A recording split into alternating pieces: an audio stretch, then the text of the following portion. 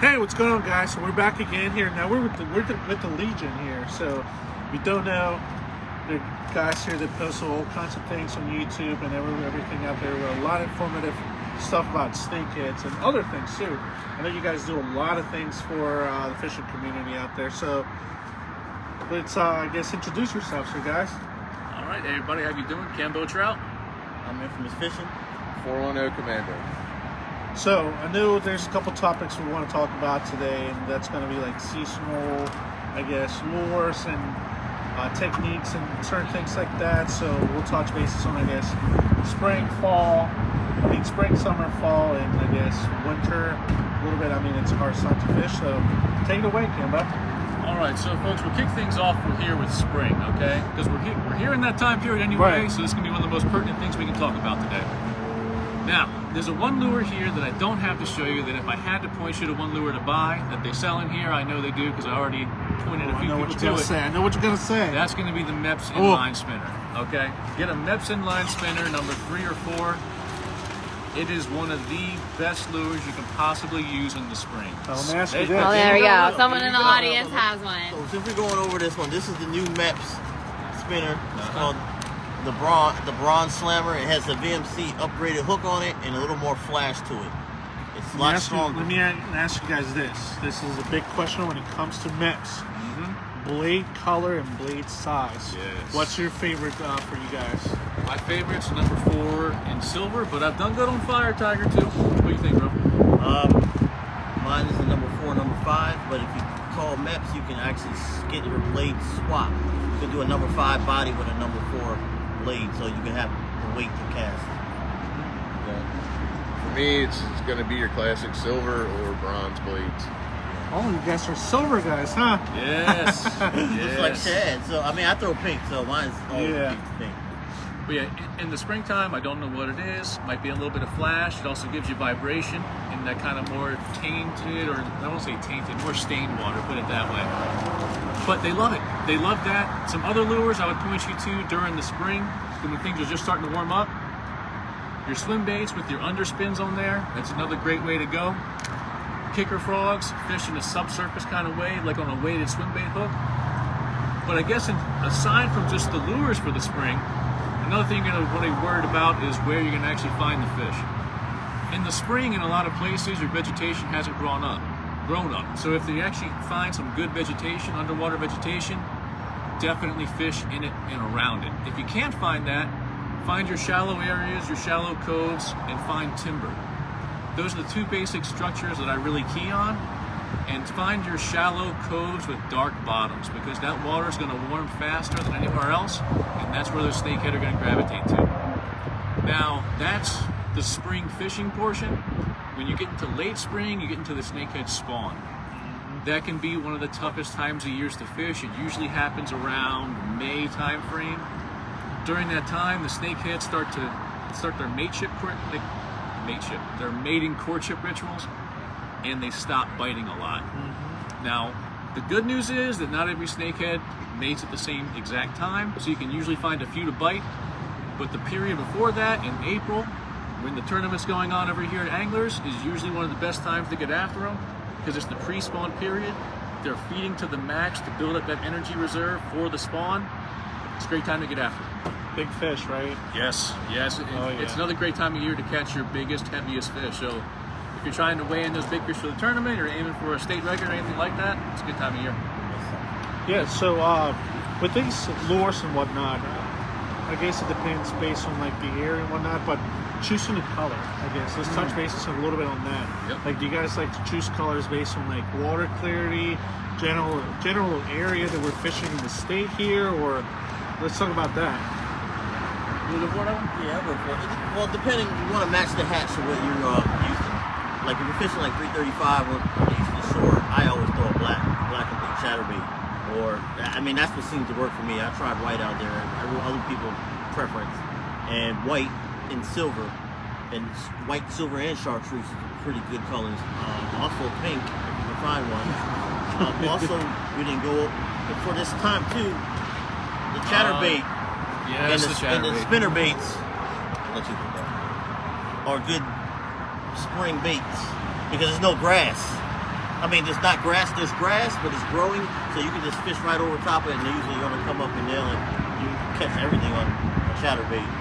So, color-wise, try to match the hatch. If that's what they're feeding, and whatever size the bait is, you want. If they're eating bigger bait, and you want to throw a bigger bait, or eating small, you want to throw a smaller bait. That's color-wise. What's your favorite colors, dude? I'm not a color guy. I right, use a here we lot go. of classic. Like I go with what works for me and what has historically worked. So a lot of my items are like going to be salt and pepper, all white, or black with gold flake, and those colors kind of just they're my cores. They're what I use. So you got two perspectives. Like you're going to get a third right now. Even like for me, I don't necessarily try to match the hatch. In some environments, if I'm going to be in tannic water or stained water, I want to make sure I'm using colors that are going to show up well. Now, I might arrive at the same place where you're going to have either the very bright or the very dark colors, but I do like to try to match it to the water clarity, because if a snakehead can't see it, maybe he'll be able to feel it if you got a chatterbait, something like that, but by and large, they're a visual predator in my experience. If they can't see it, you're not going to get them, so you want to match that color to make sure they can see it. Exactly. And I mean, like you guys, you touch a lot of bases here too. It's that everybody fishes a little bit different. You know, it's one of those things where there's a lot of ways to do one thing, right? So that's a lot of good perspectives there on all these things. Now, let me ask you guys this. One thing specifically for, like, I guess the spring, but more than anything throughout the year, when you have like tough conditions, like high pressure systems, high actual pressure from people fishing, do you guys tend to downsize? Do you guys like to downsize, or what do you guys like to do with those situations? So to answer the question directly, I do tend to downsize. Now, there are days where snakehead are going to hit your big baits with no problem at all. But on those days when it's tougher, which is kind of what we're talking about right here, I like to downsize. And that's one more reason I do like the MEP spinners, because if you're looking at a size 3 or 4, it's a fairly small profile bait. It may be long, but it's, it's a very compact lure, because it's just an inline spinner. And I think that's probably might be one reason why it's so effective, is because you're throwing that smaller profile bait in those tougher conditions. Because especially lately, we've had a lot of wind here, things like that. It's brought in a cold front. It's brought the water temperature back down from where it was. I will downsize. That's my answer for that one. Yeah. More likely, I would downsize something smaller. I try to pay if it's not a windy day, and I can see the fish doing whatever fish are doing. Like if you're fishing a grass, like you're starting like a little grassy area or a shallow area, and I see fish jumping, I'll try to downsize to that size and try to emulate that with something that would be the fish that they would normally be hunting right now. So that's my thing. It's more like, I would say, if it's real finicky, that's when I go real finesse. Yep. You gotta finesse it. There's a question on here along these lines, asking if you guys like the mini chatterbaits. Like I know Z-Man just came out with a new one. The mini chatterbait is a smaller profile. It's got a smaller hook. It's strong though. It's really good. It's a really good chatterbait. Oh, yeah. So that's a good option for when you're downsizing. Get yourself a 3-inch diesel minnow or whatever trailer you prefer. I prefer the diesel minnows because they last longer. The minnows, all the streaks and all that. And stuff like that. And put them on there. We got them here, so you can come down and pick them up. Yeah, those micro chatters, it's a cool, I mean, they've had an 1/8 ounce chatter for a long time, but the one they've come out with now has, a strong wire. And that's something that's crucial for your snakehead lures, is having strong wires, strong hooks, because they're powerful fish. And they will really put a hurting on your gear. Oh yeah. And on the topic of lure size, the other big thing you got to do is change your presentation. Yep. You may want to slow it down, speed it up, run it a little deeper. It all just depends. You really try and let the fish tell you. That's what I like to say. There you go. You can only, you can't force them to really, feed them what you want them to throw out there. But other than that, I mean, like you said, small paddle tails. I personally even downsize to like a little 2-inch paddle tail at times and whatnot. And give yourself options. Carry a couple different sizes for I mean, I usually do that any time of the year I'm out there. It's 2, 3, 4, and even a big one just in case. But that's a great thing. And now topwater. Now we're talking about finesse fishing, but finesse fishing doesn't just mean subsurface, right? And you like those small frogs. So show us a little bit of what you got there. So a lot of times you hear in fishing a rule called big lures, big fish. I'm not saying it's wrong with snakehead, but I'm not saying that it's always right either. I mean, I've caught 15, 16 pound snakehead. And this little lure right here, which is maybe, the body is what, 2 3/4, you think? At most 3 inches long? I mean, at the very most. It's like 2 inches. And I've caught some really big snakehead on these lures. Like snakehead, they've done the stomach content surveys down in the Potomac. One of the most common things you'll find in their stomachs are little minnows about this big, mummy chogs, killifish, things like that. You don't necessarily need giant baits to catch big snakehead. That's what put to make that point right there. Go ahead, you take the top on, bro. All right, so being that it's hard to find this, It is really hard to find I that. want that. Yeah, I know. if you come down to Anglers, they do carry the Kyara frog, Yep. which is made by Jacko. The frog is, I think it's a ½ ounce. It's about 2 inches. Cast of the mile, and the hookup ratio is very high. Once you take care of it, it's fine. It's a very small profile, and then it mimics a lot. You can walk it. Yeah, that's pretty much it for that, for this particular finesse frog. They go smaller than that. We got them inside. Oh yeah, we got the little Spro Spro 70s. The Spro 70s and the Spro 40s. Really small finesse. If they're feeding on bugs and stuff like that, you can emulate a bug with that small popping frog, like throwing it out there and just popping a little bit, just moving it, and they'll eventually hit it. So, especially on a fry ball, but we didn't get to that yet. Yeah, what about colors for topwater? I know this is going to be like a general answer for throughout the seasons, but any favorite colors, anything that you think it works the best when it comes to topwater? Again, like I let the water clarity tell me what color I Yeah. want to use. I'm looking for something that's going to have visual appeal. I'm more worried about the movement that I get out of it, the surface disruption I get, more so than the color. You know, if I've got clear water, you know, switch your colors up accordingly. You just want to have that silhouette. You know, in my mind, they're looking up at it. You know, so that silhouette's what's going to be key. You don't want a white belly against a bright blue sky, et cetera, et cetera. So, for example, they're not going to see the top of this. They're only going to see the bottom of this. So, like he said, a bright blue sky, you want to go with a little darker color. Now, the one he just held up is another point we should make right here. When you have your different kind of frogs out there, if I'm throwing through a pad field or heavy vegetation or structure, I'm going to have a regular tip on my frog on the face here. If I'm in more open water, that's when I want my popping frogs. That's it right there. Okay? And you can see how small this one is. Yeah, that's a little 70. And you can see we're not just talking, right? Like, when they're finicky, I love having small lures to get them to bite because they are huge insectivores. If you're on the water enough, you'll see them popping dragonflies and other insects all the time out there. But I do recommend that you have both the regular tips and some popping type frogs because sometimes I've been on the water and I've seen it with my buddies.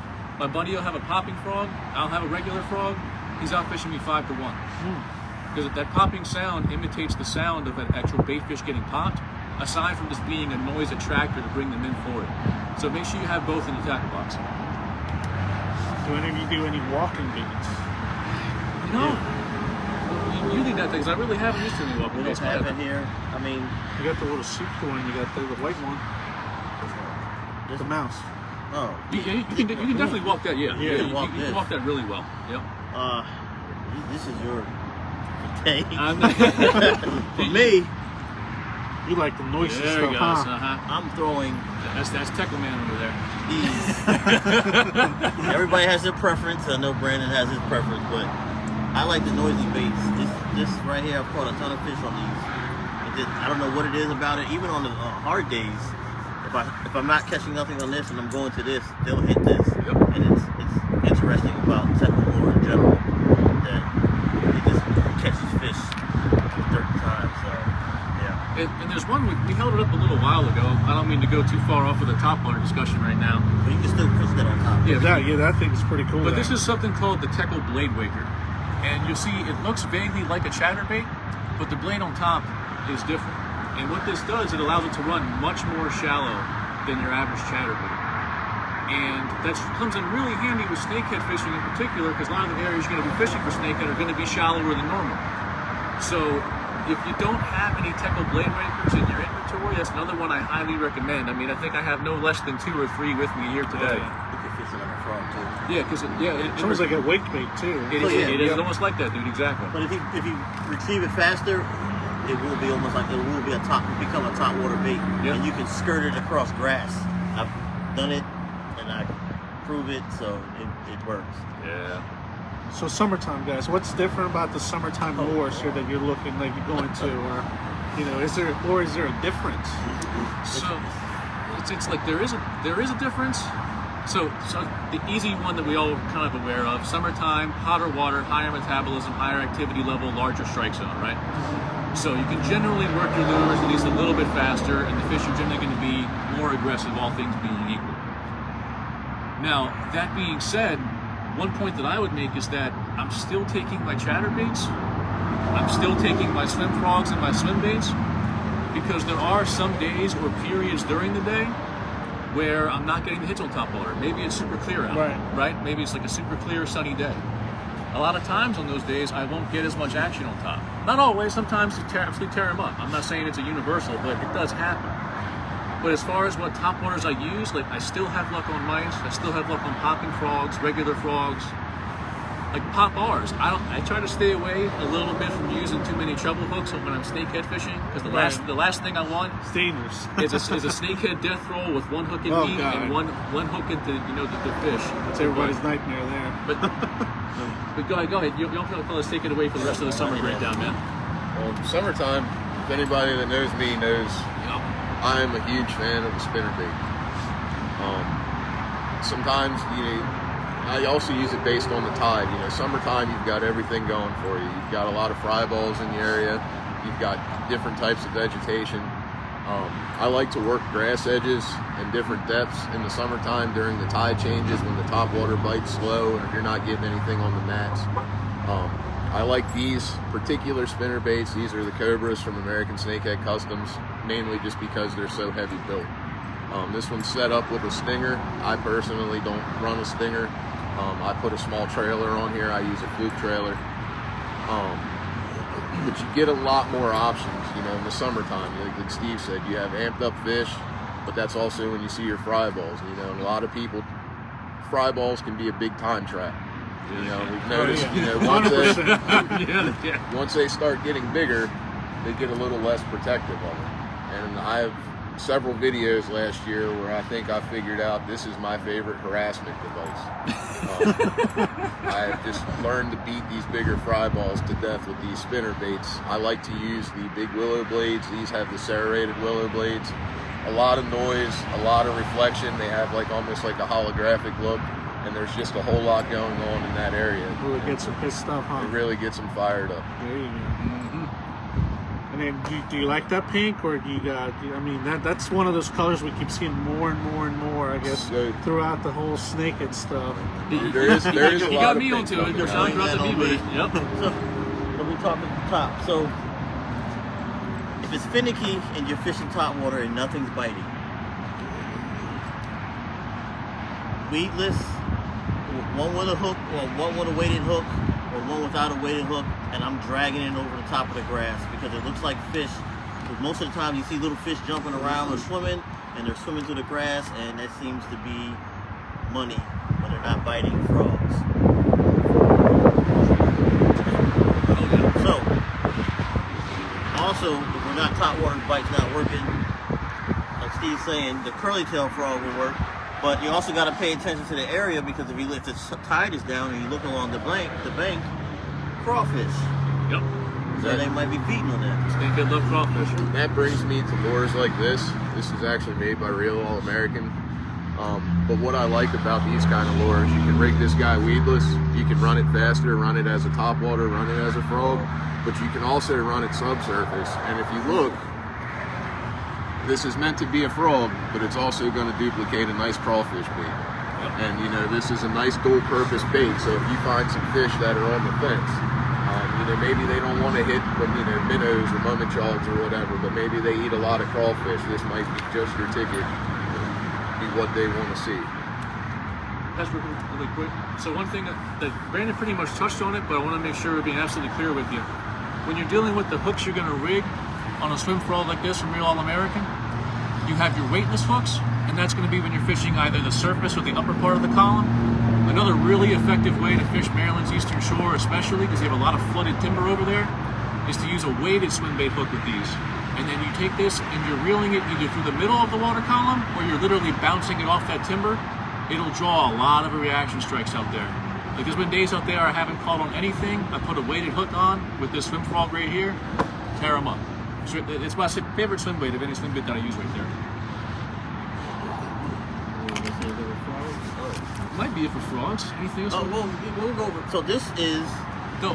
the frog for the pop for the fry ball.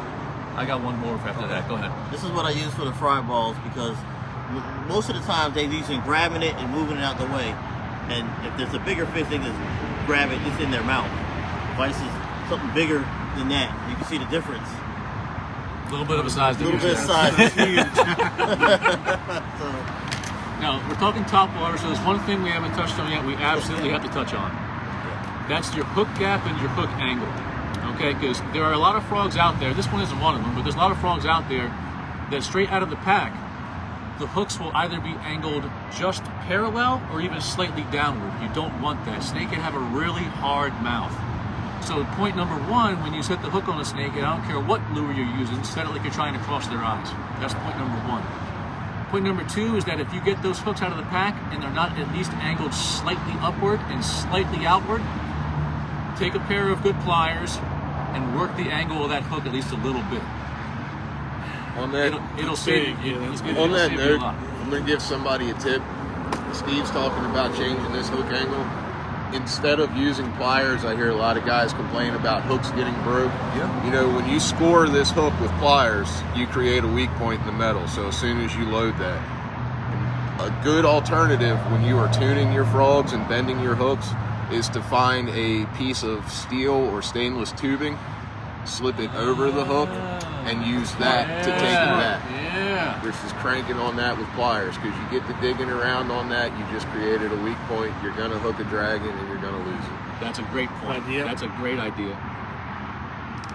It could save you from losing that PB, you know, that personal best Yeah. fish up there. Well, let's jump into like fall. Do you guys like slow down a little more again, or? So, early fall, so like in the spring, you go from not having grass to having a lot of grass, right? In the fall, you're going from having a lot of grass to less grass. So point number one would be that one great way to target snakehead in the fall is to find the grass that remains, find the vegetation that's still there. And as that vegetation becomes more and more sparse, it's probably going to concentrate the fish more and more as well. The other point that I make for fall fishing is that you're slowly going to be transitioning from your summertime lures to what were your spring lures, now going to be your fall lures. So your swim baits, your inline spinners. And like on the Eastern Shore, one area I like to target is the edge of the pad fields as they're dying off. Because that's what they seem to do is they hang off and they hang around that transition zone between what passes for deep water and shallow water in the, you know, in that kind of Dorchester County, that Eastern Shore area. And that's even if it's like a slight drop. Yeah. Right? Like it might be a foot, it might be less than that, but yeah, those little transition points, You right? could go from like a foot or a foot and a half down to like 2.5 or 3 feet. And I mean, and then that's deep for some places on the Eastern Shore is 3 feet. And they'll hang on that transition zone. So definitely a great place to target as you make that fall transition. And the MEPS comes back out. Spinnerbaits. MEPS and underspins. Yep.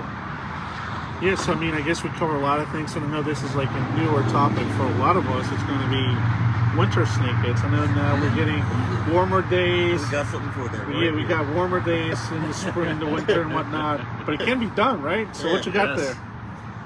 Good old minute, right? Go back to live bait and whatnot. Yep. I know some guys don't like to throw live bait, but yeah, it works. I don't fish much live bait for this, but the one thing I will say, especially in the wintertime, if you're already going to beat yourself up like that and be out in the cold and the wind, you know, using these medium-sized minnows is a good thing because it gives you a lot of option too. Right. A lot of your wintertime fish are starting to move in, so you know, at least you have the option. Right. Instead of going out throwing lures and getting skunked on snakehead, you run a couple live baits. You know, you might pick up a pickerel, any of your perch, things like that. You know, at least make it worth your time. Right. What's the latest you guys have caught a snakehead, I guess, or the coldest temperature? I mean, I've caught them through December and January. I think I probably caught one in every month at this point. But I'm not catching them in numbers once you get into like late, unless it's like a bizarrely warm December, which we had not too long ago. You know, if it stays that warm, you can catch them on top water through November, December. But you're working those lures slowly, like you're slowing down your presentation. Now, but your average winter, I'm reaching for my live bait. And one thing I like to do, if you see my videos, you probably know, I'll take 2 minnows on floats. I'll put them out to either side, put them in the rod holders, then I'll fan cast with an inline spinner or a swim bait or something like that. Because that way it keeps me busy, it keeps me moving, and I love watching a float drop. I don't care how old I get, I'm gonna love watching a float drop till the day I die. I always get crap. He calls me the minnow king. I don't care. I have fun, man. I try not to use the minnow at all. I mean, I ain't gonna lie to you, but I'm throwing the maps slow rolling. Yep. Slow rolling. When I say slow rolling, I'm like, no, this thing's moving. As long as the blade's spinning, that's about how slow you want to go. I'm not trying to feel like I could. It makes me better when I need it in the clutch in the wintertime. But I'll throw minnows because, like Brandon said, you don't want to go out there and you're like out there in the cold trying to catch a snakehead. You don't catch one and you end up catching a catfish or something, at least you didn't get skunked. Right. So, I know some people are throwing jerk baits out there too in certain areas. Certain areas, like it's deeper water and whatnot, and just the good old, 20-second pulse or 10-second. Yeah, it'll take that long sometimes. Yeah. It's I guess we can hit that really quick then because we haven't said it yet, and I always like to say it whenever I'm talking to anybody about snakehead. The number one mistake that I see any new snakehead fisherman make is to work it too quickly. Exactly. You got to slow down. Like snakehead they're not striped bass. They don't want like a super fast retrieve. Sometimes when I'm working top water, even in the summer, I'm doing twitch, and I'll literally count to 10 or 15, and sometimes that's what it takes. And I'll still have 10 or 15, 20 fish days, but I'm working for it. I'm working it slowly. I'm exercising that patience and giving the fish what they want. That's the biggest thing with like all you guys who are just getting into it. I know there's a lot of things you're gonna hear and see out there of these fish being super aggressive, and people believe that they eat everything they see and all that. And no, I mean that's the funny thing. It's almost the opposite. You know, like you said, you slow down. You really got to work them slow. It's not like a bullseye snake down south where it's the opposite down there. But for us here, slower the better. That's a key there. Well, we didn't go over touch base on this. So people trying to get into it that fish for bass, you can use the same technique to catch snakehead. If you like throwing crankbaits, I mean, you're not going to catch a snakehead in a 20-foot water, but if you can throw a shallow diving crankbait, maybe 3 to 4 feet, you're going to catch a snakehead in it. A jerkbait's going to catch a snakehead. You want to deal with trebles? It's up to you. I don't have a problem with trebles. Everybody else swaps them out. But you can go to single hooks and put the single hooks on and use that for a jerkbait as well. So that, and springtime, I used a 5-inch swim bait, hard swim bait, jointed, and I caught a bunch of snakehead on them. So you can still catch them on anything. It just doesn't have to be soft, but you still catch them on hard baits and shallow water. Me personally, I think the best bait to use in any season is the one you have confidence in. Yep. We all have baits that we believe in. We all have baits that have proven themselves to us. You're never wrong throwing that. You throw it for a reason. Another thing I tell people is don't be scared to try things. For the longest time, people thought I was kidding when I was like my favorite lure for snakeheads is a spinnerbait. Until they started watching the videos. You never know what's going to actually work out for you. You stand to lose nothing by trying something new. Definitely. I mean, I've had days where the color or pattern or something changes twice in a day. Yeah. So it's just, that's the cool thing about snakeheads. It's always a puzzle out there. That's a great point, dude. That's the wild thing about snakehead. Every time you go out, the first thing you got to do is figure out what the pattern is that day. Because they can be radically different from the day before. Or like Alex just said, that pattern can change from hour to hour. Like it can really change that quickly. You just got to keep working and trying to figure it out. But that part of that challenge is one thing that makes them such a great game fish for me. Exactly. They're so much fun. Yep. Any other things you guys want to talk about and touch bases on? I got a question. Yeah. I've gotten into snakehead more so the past couple of years, but I've noticed, and you can tell me if I'm wrong, you guys prefer a specific tide? Because I've found that when I go out, when I go out, that I go typically against the grain of your typical current-based fishing. So I'll fish like an hour and a half, 2 hours before low tide, and then 2 hours after it starts coming back in. So that way it draws them all out of the vegetation. I can kind of focus on drop-offs and things like that, or it exposes edges of vegetation better. Is that kind of like what you guys are doing too? Or? So if the water's high, and you got a high tide, they're gonna push all the way up, and it's like, it's hard to get to. Like, even if you're fishing from the bank and you can't go anywhere and you don't have a kayak or no boat or anything, and you're trying to fish in the high tide, it's hard to catch the fish because they literally might be right there. So, Brandon, why don't you tell me, you're probably talking about weed lines and edges or inside edges, yeah? Go ahead and hit him with that before I hit mine. So, me personally, I work. A lot of people work a lot. So I go fishing when I can go fishing. Yeah. You know, if I can get out today, I don't care about the pressure. I don't care what the tide schedule is. Last year, one of my most productive areas I found just from having to go during high tide. And I like things like this. I've taken a couple guys with me and showed them, you know, what I do during high tide. But I will back up to those edges. You know, one of the other things I like about high tide, I'm more or less saying this so no one gets deterred from it. You know, back to where I said try things. You know, a lot of guys like to look for low tide, like you said. We're looking for these exposed edges. We're looking for this. At the same time, high tide creates different transition points for you. It also creates different opportunities to use different lures. So an area during low tide that is heavy vegetation and you're trying to beat a frog through, now you can probably work something like this right through there, right against that reed line and the vegetation that's usually on the surface, and create more opportunities for yourself. Yeah, go ahead, man. So when the tide is going out, and the water, and you know the water is going to get shallow, they're going to push to the mouth of the cove and sit there and wait, as it goes back all the way up, and then they'll push back in. So most of the time they're going to congregate in the water off in the middle that's deeper, and then when the tide goes in, they'll push right back to that same spot. And I'll just echo Rashawn on that one. I mean, Brandon made some great points too. And I'm gonna go fishing with Brandon so he can teach you more about high tide fishing, as a matter of fact. But when it comes to the outgoing tide, that's usually my favorite. And kind of what, like Rashawn is saying, the creek mouths. I love fishing a creek mouth at the falling tide because all the bait fish, everything is emptying from that creek, and those fish sit there as an ambush opportunity. And the blade wakers, the chatterbaits, all those things that are kind of subsurface imitators of those bait fish coming out has been absolutely probably one of my most productive patterns on an outgoing tide. And outgoing tides are my favorite.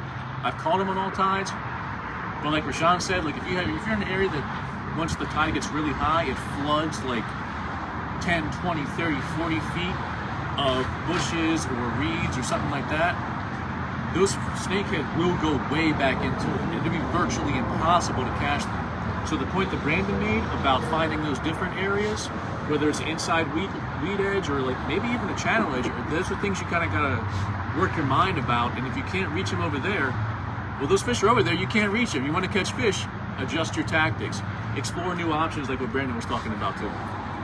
Yeah, and that's a lot of things that we all kind of oversee sometimes. But those are great points there, guys. I mean, Any really other helpful for questions, everybody, out there. Are they going deeper in colder water, like typical fish, or? I think the science is too young to say definitively that they're going deeper, but anecdotally from what I've seen, it does seem like a lot of snakehead, when it gets really cold, they will go to deeper water. Yeah. Is it bury themselves in mud, or is that? I'm talking like and that's something else. It's like yesterday cold. Yeah, it's like for y'all at home, like the question is like, do they actually bury themselves in mud? The answer is yes to a point, because when you catch those really early season snakehead, a lot of times you will find them like with a good mud slick on themselves. But I don't think it's to the extent that they originally thought, because originally snakehead are from Asia, right? So they have it in the Chinese scientific literature where they documented them in extremely cold environments burying themselves in the mud. I don't think they're doing that to as the same extent here. Maybe because it's a little bit warmer. Right. I don't know what it is. They do it, but are there also cat fishermen who go out with cast nets catching bait on the edge of an ice sheet and accidentally catch a snakehead in the a cast net? Yeah, that's happening. So, I mean, is the snakehead bite and activity level super slow during the winter? Yes. Are they completely inactive? No. Am I going to spend a lot of my time sitting in my kayak or from shore chasing snakehead in the winter? Also, no.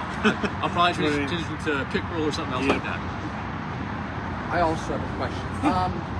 What would your number one tip to a beginner be? Don't get frustrated. One. Yeah, don't get frustrated is a great one. One point we haven't really touched on yet is getting really comfortable with your gear. And so, I mean, like practice with your casting and your rod and reel. Like really get used to it. Make that rod like an extension of you. Because when that hit finally comes, you want to be ready to put everything you have into that hook set. And if you're not familiar with your gear, like your grip might not be what it needs to be. Like you need to lock your forearm, like you support your wrist. There's kind of a lot that goes into it like that. So I would say get really comfortable, practice a lot, cast a lot, get used to using your rod and reel. Get really comfortable with it. You on for that, bro? No, we didn't go. Knots. Oh, knots. We didn't touch on knots. Yeah. You didn't. What's your favorite? What's your go-to? I go to the Palomar. Yeah, Straight to braid. My go-to is the Palomar, and that's another really common question because you hear like people see the picture of a snakehead, and it invariably in the media it's going to be like big fangs, like coming at the camera, because media is what it is. But snakehead don't have cutting teeth. That's not what their teeth are used for. Their teeth are used for kind of like gripping and maybe ripping, mostly to fight each other, honestly. And I've used straight braid pretty much my whole snakehead career, and I've had no issue that I'm aware of with snakehead being line shy, like to make you use a leader. Never really had that issue. I have used a leader before. That's for my hard baits, like what I'm saying. If I'm using a jerk bait, I'm gonna jerk the braid right to the braid. So I have used a leader, or I could just use fluoro. So it's not that bad. Yes, you guys obviously, I guess most all of you will agree just to go straight braid to it. Yeah. And call it a Straight day, braid right? with a Palomar knot. Yep. It's hard to go wrong. Now, braid size. What do you guys think about that? Go ahead, Rashawn. I'm not going to tell him what you already taught me. Braid is a preference to everybody. Everybody's gonna be like, I like Power Pro or Spider Wire or whatever. I'm a big Berkeley X9. I like X9 for casting distance. Now, if you really want to get to slop and trees and like that, the X5 is awesome. I just like how it comes off my spool and all in general. What pound test are you using? So I'm using 40. 40? 40, pretty much 40. Now, my heavy stuff, I have 65 on there, and that's for something else, but 40, I have gone up to 50, but 40 is my baseline. Set for chatterbaits. Chatterbaits, I throw 20 on a glass rod, and that's it. And why do you go lighter on chatterbaits? I go lighter on chatterbaits because I want that sensitivity, because once that blade stops, I'm setting the hook, even if it's a log. Yep. Because I don't know. If I don't set the hook and something happens, I might miss it. That might have been the snakehead that is a log. You know what I mean? If you don't set the hook and then you see the bubbles come up, That's a big thing. you're going to feel pretty bad about yourself. Yeah. So- Tell them about the bubbles. Yeah, so snakehead feed by creating like a vortex in a vacuum. I believe it's with their swim bladder, but don't quote me on that. But essentially that's what they do. When they go to hit something, they expel all that air out of their system so they can suck everything in. And what that comes as, when you're in terms of looking at it when you're fishing a subsurface lure, when you get a hit from a snakehead, you'll know if it's a snakehead because a curtain of little bubbles will come up. Yep. If you don't see bubbles with a subsurface hit, it wasn't a snakehead. Like almost invariably. That's a dead giveaway. Yeah, it's absolutely dead giveaway. Now, just because you missed it, don't stop. Keep going, because I've had snakehead miss it 3 times. You see these bubbles come all the way up until they finally nailed it when I'm coming out of the water. So if you miss it, I'm like, oh, I missed it. Don't reel it in. Just keep reeling. Never stop your retrieve. Just continue to retrieve all the way back to your boat, the bank, your kayak, your raft, whatever you fish it on, right? all the way to finish your retrieve, because you might get that hit 1 foot in front of you. And if you got your camera rolling or somebody's there with you, it's going to be the most epic blow up you had ever. Yeah. So, But then bubbles, I mean, I'm always looking for them. When you get the first hit or you miss something, you see them, you're like, yep, that's a snakehead. Now you know they're there and all of that. But yeah, I mean, I think we touched bases on mainly everything, guys. Follow-up baits or anything? Yep. Do we need to do follow-up baits? Touch on them, yeah. So if you miss something on a, let's say a frog, my follow-up bait would be like a fluke. You want to switch it up and you would throw it, or you, like Brandon and Steve said, you could throw this as a follow-up bait too if you're fishing a frog, or one of these, something paddle tail, and they'll always come back and hit it. But I'll tell you the bottom line: if you miss a snakehead or he misses you, throw back. Okay, guys, I'm going to make sure that point is clear, because you will have snakeheads sometimes. You miss them or they miss you multiple times, and they'll still be willing to bite.